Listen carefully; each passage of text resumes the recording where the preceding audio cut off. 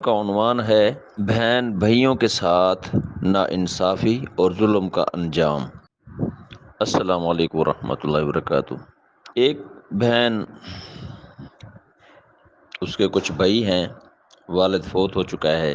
وہ پوچھتی ہے کہ میرا بھائی بظاہر دیندار ہے اور شکل و صورت سے یعنی اتباع سنت کرنے والا ہے، تو وہ کہتی ہے میں خواب میں دیکھتی ہوں میں اپنے گھر میں کمرے کے اندر موجود ہوں تو بھائی باہر سے آتا ہے،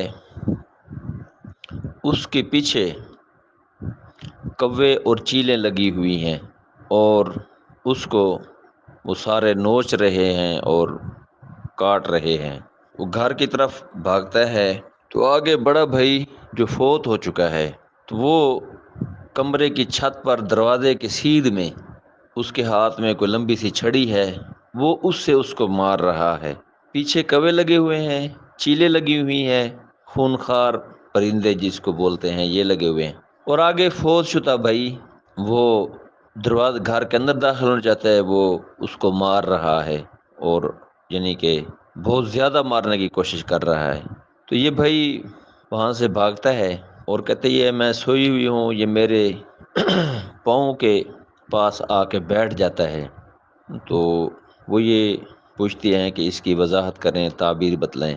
اس بہن سے پوچھا گیا، میں نے پوچھا کہ اس نے بہن بھائیوں کے ساتھ کیا زیادتی کی ہے۔ اس نے بتلایا کہ اس نے بہن کا حصہ تھا وہ اپنے نام کرا لیا ہے، اور جو بڑا بھائی فوت ہو گیا ہے اس کے ساتھ بھی اس نے چھپکے سے اور غلط قسم کے یعنی اس کے خلاف کام کرتا رہا ہے، ٹونا جادو وغیرہ یہ کام کرتا تھا، تو اس کے گھر کو بھی یہ برباد کرتا رہا ہے۔ تو اس کی تعبیر واضح ہے۔ قرآن پاک کے اندر حضرت یوسف علیہ السلام سے دو قیدی تھے، انہوں نے تعبیر پوچھی تھی۔ ایک وہ قیدی جس کے سر پہ روٹیوں کا ٹوکرا رکھا، روٹیاں سر پہ اٹھائی ہوئی، اس سے پرندے کھا رہے ہیں، تو حضرت یوسف علیہ السلام نے بتلایا کہ اس کو پھانسی لگے گی۔ تو جو بندہ ناانصافی اور ظلم کرتا ہے تو حدیث پاک میں آتا ہے قبر کے اندر اس کو مختلف قسم کے سانپ بچھو اس کے گوشت کو کھائیں گے، اور یہ شکل کے لحاظ سے بڑا نیک اور مقصد کے متبع سنت معلوم ہوتا ہے، عمل کے لحاظ سے یہ بڑا ظالم آدمی ہے۔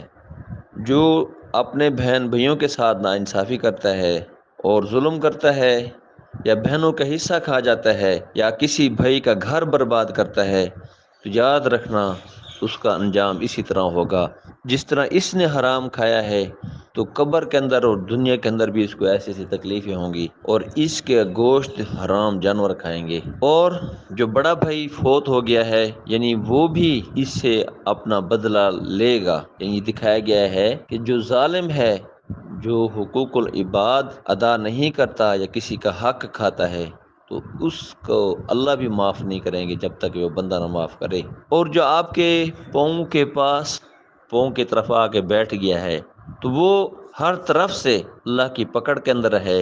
اگر آپ اس کو معاف کر دیں یا وہ آپ کا حق دے دے تو ہو سکتا ہے اس کو معافی مل جائے، اللہ تعالیٰ اس سے راضی ہو جائے، نہیں تو اس کا دنیا کے اندر بھی خاتمہ اچھا نہیں ہوگا اور آخرت کے اندر بھی اس کو بہت سخت عذاب ہوگا۔ تو میرے بھائی چاہے بھوکے مر جائیں ہم کسی کا حق نہ کھائیں، کسی کا حق نہ کھائیں، خصوصاً بہن بھائیوں کا۔ اگر کوئی بھائی کمزور ہے یا کوئی بھائی جو ہے نا تعلیم یافتہ نہیں ہے یا وہ تیز ترار نہیں ہے تو ہمیں حق نہیں پہنچتا ہم اس کا حق کھا جائیں، یا بہنیں ہیں وہ منہ سے حق نہیں مانگ سکتی تو ہم یہ سمجھتے ہیں کہ انہوں نے معاف کر دیا ہے، یہ حق معاف نہیں ہوتا۔ یاد رکھنا حق یا تو ان کو ادا کرو، ادا نہیں کرتے معافی مانگنے کا بھی فائدہ نہیں ہے، حق ان کو دو، اگر نہیں دیتے تو یاد رکھنا حق دیے بغیر اگر آپ معافی مانگیں کہ معافی بھی آپ کو نہیں ملے گی۔ اگر وہ بندہ اوپر سے زبان سے معاف بھی کر دے، اگر دل سے معاف نہیں کرے گا تو یاد رکھنا انجام بہت برا ہوگا۔ اللہ تعالی ہمیں جو ہے نا صحیح عمل کرنے کی توفیق عطا فرمائے۔